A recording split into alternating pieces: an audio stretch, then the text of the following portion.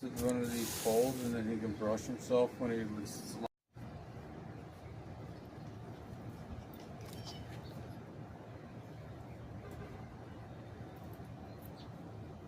Look at a hummingbird. Just dodged and went that way.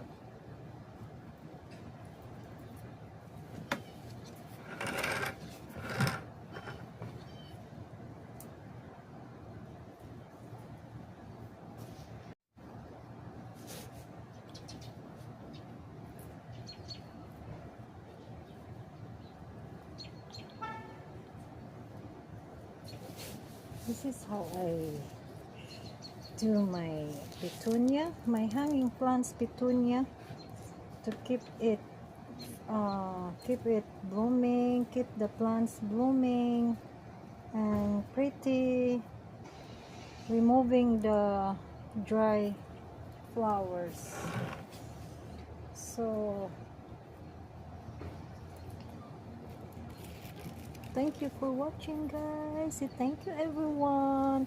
Galing kami naglakad ni Julio, nag-walking kami doon sa labas. Tapos ayun, nanuhan ko na si Julio, nahugasan ko na si Julio, na brushan ko na yung hair. Tapos ngayon, hinahawakan niya yung brush kasi mabisi daw ako. So, Mommy, you're busy. I'm going to hold this brush for you while you're busy. See, yes!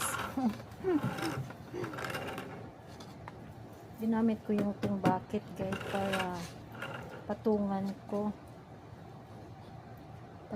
siya while nagre-remove ako ng dry flowers.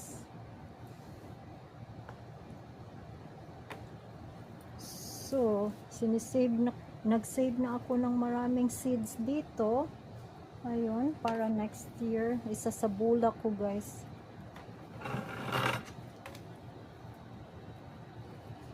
Isasabulak ko yung mga seeds.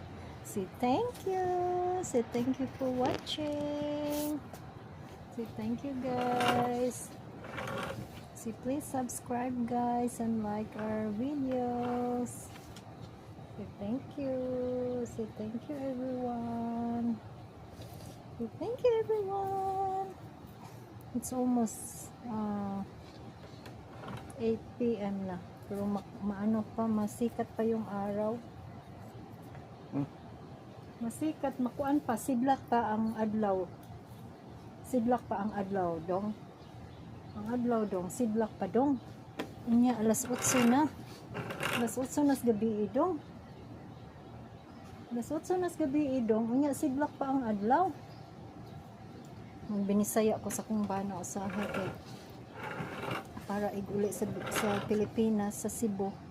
Makakuan siya, makasabot siya Bisaya. Nagtuon-tuon naman siya Bisaya, guys. So, thank you. Ayay.